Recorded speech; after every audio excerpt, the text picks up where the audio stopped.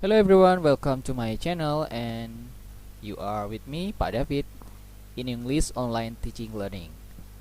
Well, before we start the meeting, I would like to say congratulations for you for passing the final examination so that you can proceed to the next level, that is to the 11th grade. Well, last year you learned English with Miss Lily, and now in the 11th grade you will be learning English with me, Pak David. So I hope you do enjoy your time, our moment when we learn English together. Before we start our lesson or our meeting, I would like to remind you to stay at home and stay healthy, and please do obey the health protocol by doing 5M, yaitu mencuci tangan, memakai masker, menjaga jarak, menjauhi kerumunan, serta mengurangi mobilitas dan interaksi. Okay, let's get it started.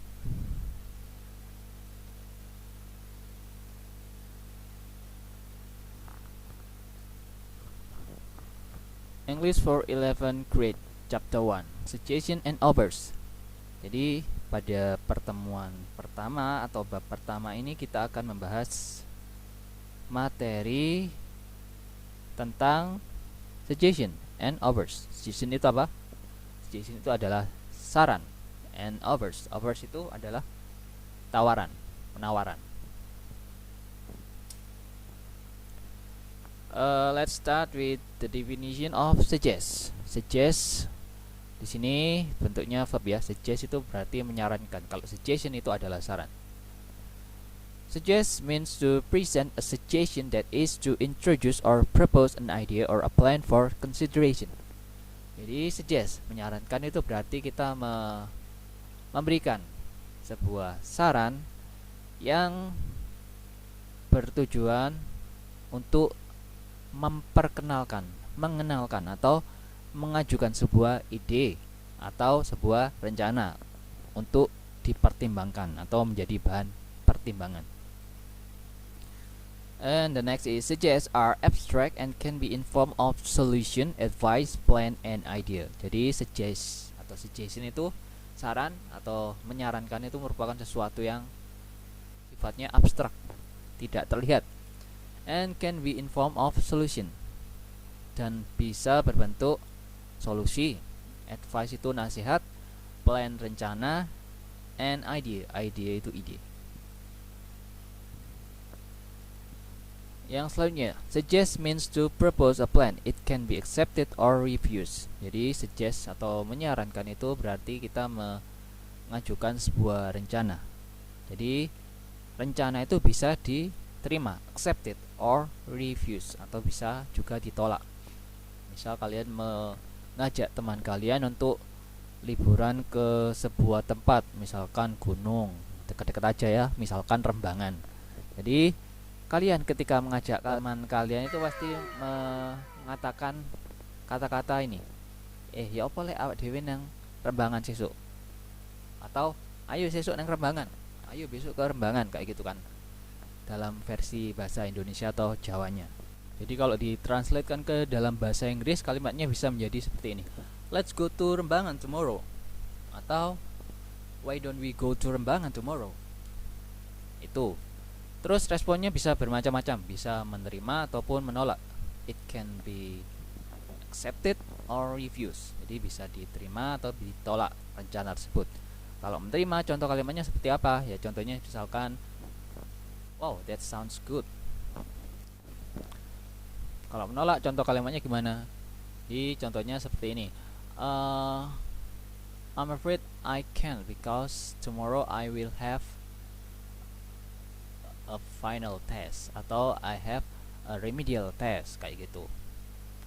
Atau I would love to, but I have to help my parents in the shop, seperti itu. Sebenarnya dia pengen, tapi cuma karena keadaan jadi dia nggak bisa datang karena membantu orang tuanya di toko, seperti itu. Itu contohnya. Oke, next is the expression of asking for suggestion. Jadi berikutnya adalah ungkapan dalam meminta saran. Jadi ungkapan ini digunakan untuk meminta saran atau masukan.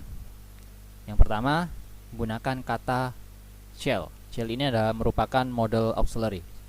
Model auxiliary itu kata kerja bantu yang memberikan makna tambahan pada sebuah kalimat. Arti dari shall itu adalah haruskah atau apakah sebaiknya. Seperti itu.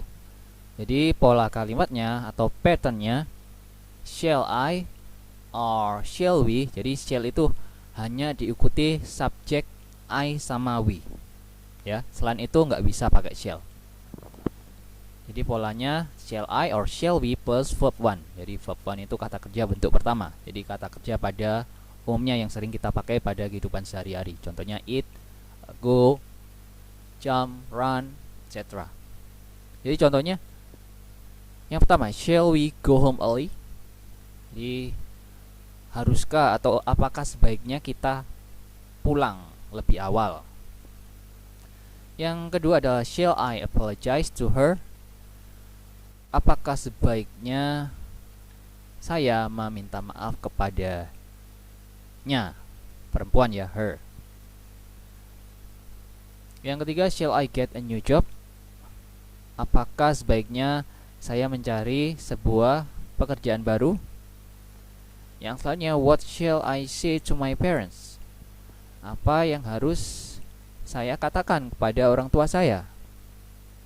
Yang selanjutnya, where shall we go this holiday? Kemanakah kita harus atau sebaiknya pergi liburan kali ini? Seperti itu. Jadi ingat polanya shall I, shall we plus verb 1. Oke, selanjutkan. Yang kedua ini pakai model auxiliary should ya, should. Should itu maknanya haruskah.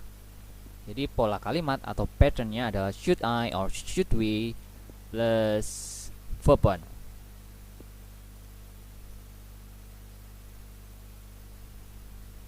Contoh kalimatnya, should I go to the clinic? Haruskah saya pergi ke klinik? Terus yang kedua, should we order the ticket? Haruskah kita memesan tiket kereta api atau tiket bioskop, tiket pesawat dan lain sebagainya. Terus yang ketiga, what should I do? Apakah yang harus saya lakukan? Yang keempat, what should we do now? Apa yang harus kita lakukan sekarang? Itu adalah ungkapan untuk meminta saran atau masukan dengan menggunakan model auxiliary should. Tadi yang pertama pakai shall.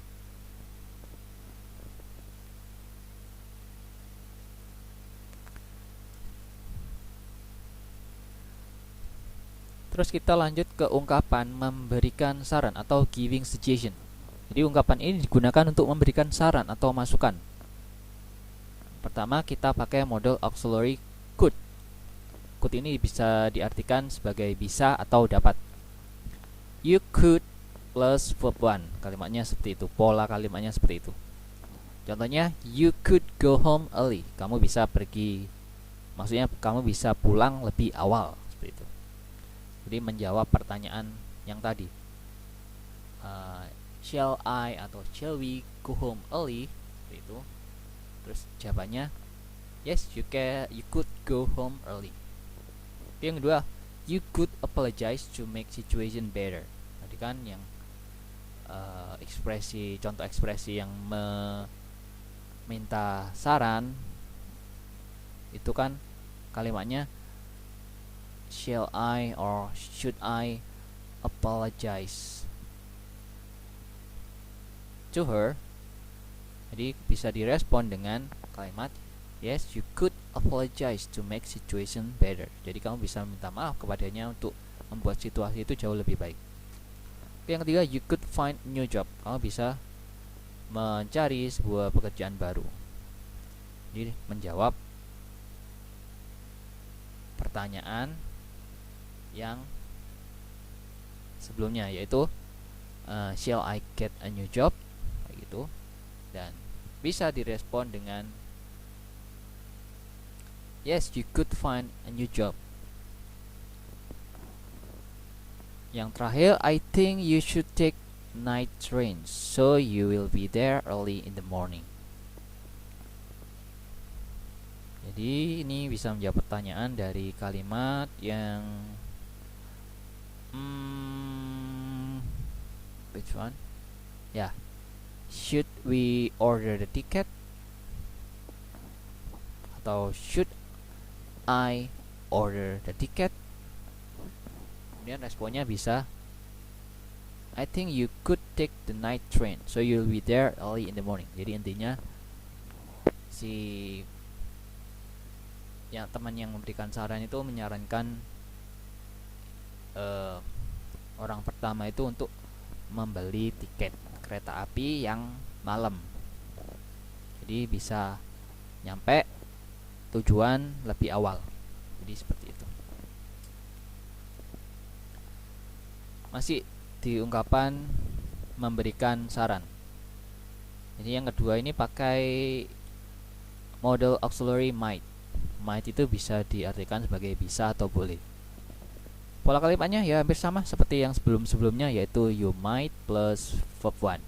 Contohnya, you might tell your problem to your parents. Jadi kamu bisa atau boleh menceritakan masalahmu kepada orang tuamu. Yang kedua, you might go to Komodo Island with your workmates this holiday. Jadi kamu bisa atau kamu boleh pergi ke Pulau Komodo dengan ya teman kerjamu liburan nih, seperti itu. Oke, yang terakhir, I guess you might get discount from I guess you might get discount from that new restaurant. Jadi itu typo ya, maaf salah ketik, seharusnya from not from. Jadi saya rasa kamu bisa mendapatkan diskon dari restoran baru tersebut. Jadi gitu. Terus ungkapan yang selanjutnya tetap giving suggestion atau memberikan saran dengan model auxiliary should atau harus. Jadi pola kalimatnya you should plus verb 1. Contohnya, you should see the doctor. Kamu harus pergi ke dokter gitu ya, menemui dokter, seperti itu. Yang kedua, you should finish your job immediately. Kamu harus menyelesaikan tugas atau pekerjaan kamu segera, cepat mungkin gitu. Oke, yang ketiga, you should accompany your sister. Jadi kamu harus menemani adikmu atau kakakmu. Di itu. Lanjut. Nah, tadi sudah saya singgung mengenai kata atau frase why don't you, yang artinya kenapa kamu tidak bla bla bla, kayak gitu. Jadi pola kalimatnya itu why don't you plus verb 1. Contoh kalimatnya, why don't you order your lunch online, it's more practical. Jadi kenapa kamu nggak memesan makan siangmu secara online, jadi itu lebih praktis.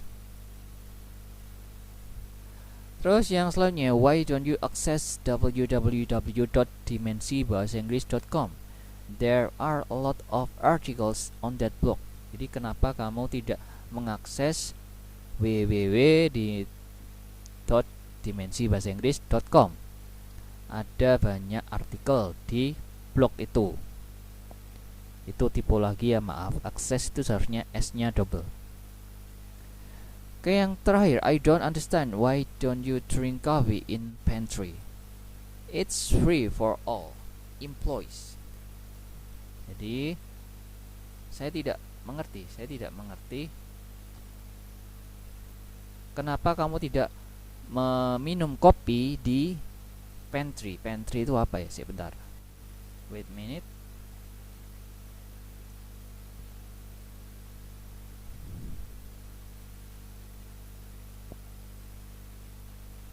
Pantry itu gudang makanan ya. Ini saya melihat di aplikasi yang bernama U-Dictionary. Jadi kalian wajib menginstal ya. Ini kamus elektronik Jadi ini bekerja sama dengan Oxford. Jadi ketika kalian ingin mencari arti suatu kata itu kalian bisa melihat bagaimana cara melafalkan atau how to pronounce. Jadi itu. Saya tidak mengerti mengapa kamu tidak meminum kopi di gudang makanan. Jadi it's free for all employees. Jadi itu gratis untuk semua karyawan atau pekerja. Yang selanjutnya, ungkapan ini digunakan untuk memberikan saran dan masukan. Ya, tetap yang kelima ini menggunakan kata atau frase how atau what about. Bagaimana kalau, itu arti dalam bahasa Indonesianya. Pola kalimatnya how or what about plus verb ing atau noun. Jadi setelah kata what about itu selalu diikuti kata kerja berbentuk ing atau kata benda or noun.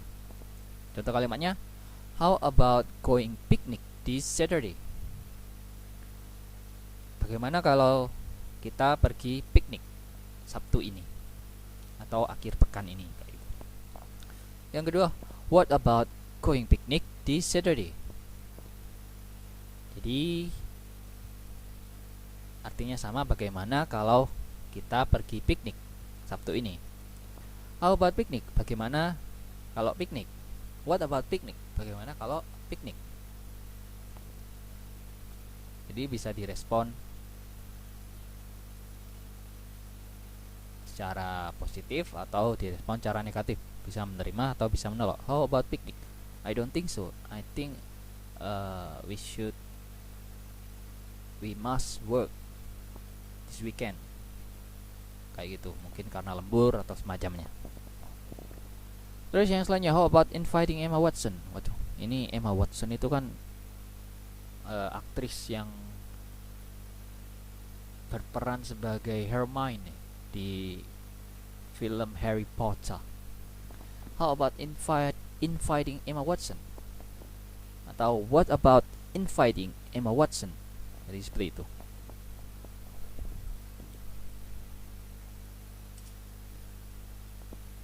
Yang selanjutnya ada ungkapan if I were you, I would.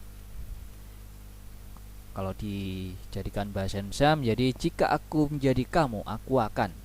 Jadi if I were you, I would itu merupakan sebuah kalimat kondisional ya, conditional sentence. Jadi kalimat pengandaian.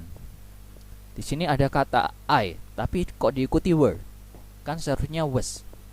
Jadi ini perkecualian. Kalau dalam conditional sentence, I itu diikuti were, bukan was. Kalau biasanya kalau kita belajar tenses, khususnya past continuous tense, kita itu pasti memperhatikan, bisa niteni kalau I itu mesti diikuti to be, was. To be bentuk lampau, was. Kalau di sini, kalau di conditional sentence itu kita pakai were, kayak gitu. Jadi pola kalimatnya if I were you, I would plus verb one. Contohnya gimana? Ini. If I were you, I would accept that job offer.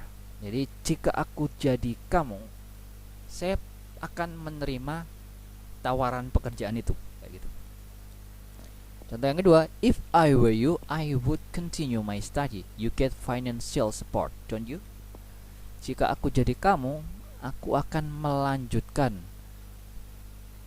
studiku, belajarku, kuliahku.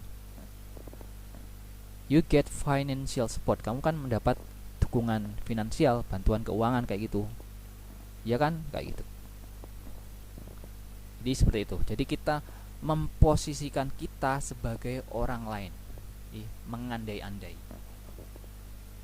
Jadi seperti itu. Oke, yang ketujuh ini sering kita dengarkan ini. Let's itu kepanjangan dari let us, yang maknanya mari kita atau ayo. Jadi let's ini pola kalimatnya let's plus verb one. Contoh kalimatnya, let's pray before we study. Mari kita berdoa sebelum kita belajar. Yang kedua, let's find a good book in the library. Mari kita mencari sebuah buku yang bagus di perpustakaan. Jadi seperti itu. Nah, ini responnya dalam bagaimana kita menerima sebuah saran. Jadi ungkapan ini digunakan untuk menerima saran atau masukan. Jadi yang pertama, the first one is sounds great. Jadi kedengarannya hebat. Jadi misalkan kamu diajak teman kamu, how about going to Pasir Putih? Jadi how about going to Pasir Putih tomorrow? Kamu bisa menjawab dengan, kalau menyetujui ya, kalau menerima. Jadi kamu bisa menjawab dengan kalimat, wow, it sounds great. Kedengarannya hebat, kedengarannya bagus. Terus yang kedua adalah sounds good to me. Bahasa Indonesianya itu kedengarannya bagus buatku. Yang ketiga ada that's good idea. Itu ide yang bagus. Oke, baiklah. Let's do that. Mari kita lakukan. I'm up for it. Aku bersedia atau mau. Kayak gitu. Itu ketika kamu merespon saran secara positif. Artinya kamu menerima. Kamu bisa menggunakan respon yang ada di slide itu. Sounds great, sounds good to me, that's good idea. Okay, let's do that. I'm up for it. Terus lanjut, bagaimana kalau kita ingin menolak sebuah saran or declining a suggestion? Jadi ungkapan ini bisa digunakan untuk menolak saran atau masukan. Yang pertama, maybe some other time. Itu artinya mungkin lain waktu. Misal kamu diajak untuk pergi rekreasi atau pergi nongkrong, tapi kamu nggak bisa. Kamu bisa menjawab atau merespon dengan kata atau kalimat maybe some other time, mungkin lain waktu. Yang kedua adalah I would better not. Itu artinya aku atau kita sebaiknya tidak mengikuti atau melakukan saran yang diberikan. Seperti itu. I would better not. Jadi dilanjutkan dengan kalimat apa yang menyebabkan dia tidak bisa ikut, seperti itu. Yang ketiga, I don't think it's a good idea. Jadi itu artinya aku pikir itu bukan ide yang bagus. Jadi jika seorang itu tidak setuju dengan saran yang kamu berikan, jadi orang tersebut bisa menjawab dengan kalimat I don't think it's a good idea. Jadi bertolak belakang dengan apa yang ada di pikirannya atau rencananya. Yang terakhir adalah I'm not sure about that. Saya tidak yakin atau aku tidak yakin tentang hal itu. Gitu. Oke, let's continue to offer. Jadi offer tadi itu tawaran atau penawaran. What is the definition of offer? Jadi offer means to give something physical or abstract to someone, which can be taken as a gift or a trade. Jadi offer atau penawaran itu berarti kita memberikan sesuatu secara fisik atau abstrak kepada seseorang, which can be taken as a gift, yang bisa dianggap sebagai sebuah hadiah, kado, atau sebuah pertukaran atau transaksi jual beli, seperti itu. And then offer can be in terms of food, money, solutions, friendship, or a bargain. Jadi penawaran itu bisa dalam bentuk makanan, uang, solusi, persahabatan, atau sebuah penawaran, jadi ngenyang barang. Yang selanjutnya, offer means to give help. It can be taken or refused. Jadi offer itu menawarkan, itu berarti kita memberikan bantuan. Ketika kita menawarkan bantuan itu, orang-orang itu bisa merespon secara berbeda setiap orang. Jadi bisa menerima atau bisa menolak. Oke, next. Yang selanjutnya adalah ungkapan bagaimana cara kita memberikan tawaran. Jadi ungkapan ini digunakan untuk memberikan tawaran. Jadi frase yang bisa kita pakai adalah would you like. Sini artinya maukah kamu? Titik. Jadi pola kalimatnya adalah seperti ini. Would you like, sorry tipu lagi, itu antara U sama D ada L nya ya. Jadi would you like plus noun or to infinitive. Jadi noun itu kata benda, to infinitive itu to diikuti kata kerja bentuk pertama. Contoh kalimatnya adalah would you like a glass of orange juice. Jadi would you like a glass of orange juice. A glass of orange juice itu adalah noun, kata benda, quantifier. Yang kedua adalah would you like to drink a glass of orange juice. Maukah kamu meminum segelas jus jeruk? Situ setelah kata would you like itu diikuti to drink atau to infinitive. Di pola kalimatnya seperti itu. Would you like to drink a glass of orange juice? Atau yang selanjutnya, would you like to go to the cinema with me? Maukah kamu pergi ke bioskop dengan aku? Yang selanjutnya, would you like an apple? Apakah kamu mau sebuah apel? Yang terakhir, would you like to eat an apple? Jadi, maukah kamu memakan sebuah apel? Jadi, to eat berarti to infinitive, kata kerja bentuk pertama. Yang selanjutnya masih tetap ungkapan dalam memberikan tawaran. Ungkapan ini digunakan untuk memberikan tawaran.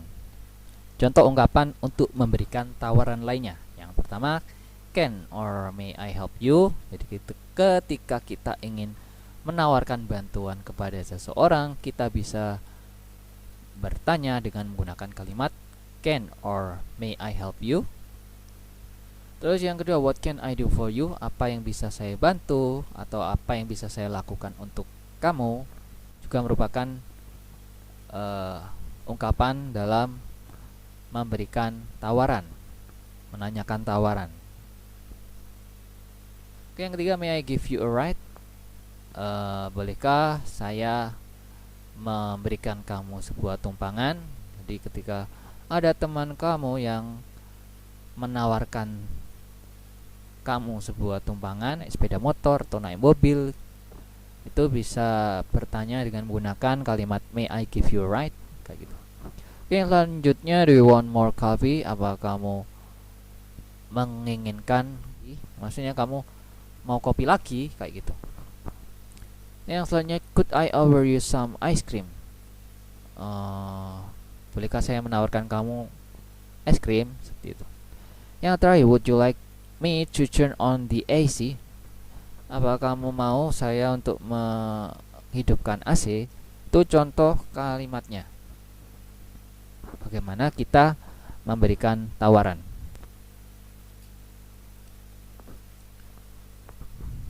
Terus yang selanjutnya adalah ungkapan ketika kita menerima tawaran yang diberikan oleh orang lain. Jadi ungkapan ini digunakan untuk menerima sebuah tawaran. Kita bisa menjawab dengan kata yes, I would love to. Artinya ya, saya suka atau mau. Atau yang kedua adalah sure, thank you, tentu, terima kasih. Yang ketiga, yes please, thank you, ya silakan, terima kasih. Yang keempat, that's very kind of you, kamu baik sekali, kamu baik banget. Yang kelima, that would be very nice, itu akan sangat menyenangkan. Itu adalah respon yang positif, artinya kita menerima tawaran yang diberikan. Bagaimana dengan ungkapan menolak tawaran? Jadi kita bisa menggunakan ungkapan, contohnya yang pertama, thank you for your kindness but I can handle it. Jadi kamu bisa mengucapkan kalimat ini ketika kamu bisa melakukan sesuatu sendiri tanpa bantuan orang lain. Jadi terima kasih atas kebaikanmu, tapi aku bisa mengatasinya. Terus yang selanjutnya adalah I'm sorry I can't. Maaf, aku tidak bisa. Jadi maksudnya dia tidak bisa menerima bantuan dari orang lain kayak gitu ketika ditawari bantuan. Yang selanjutnya, thank you but I'm not hungry or thirsty. Jadi ketika ada orang yang menawarkan kamu sebuah makanan atau minuman, terus kamu menolak karena kamu tidak lapar atau haus, kamu bisa menjawab atau merespon dengan kalimat tersebut. Thank you, but I'm not hungry or thirsty. Terima kasih, tapi aku tidak lapar atau haus. Yang selanjutnya, I would love to, but bla bla bla bla. Artinya aku suka atau mau, tapi titik ada tapinya. Ketika kamu diajak seseorang untuk pergi ke suatu tempat atau diajak pergi untuk melakukan sesuatu, tapi dalam hati itu kamu pengen sebenarnya, tapi nggak bisa karena keadaan. Misalkan kamu bantu orang tua kayak gitu, atau melakukan suatu pekerjaan yang sifatnya lembur dan tidak bisa ditinggalkan seperti itu. I love to, but I have to finish my works kayak gitu, atau I have to help my mother to prepare for a party kayak gitu. Yang terakhir, no but thank you for the offer.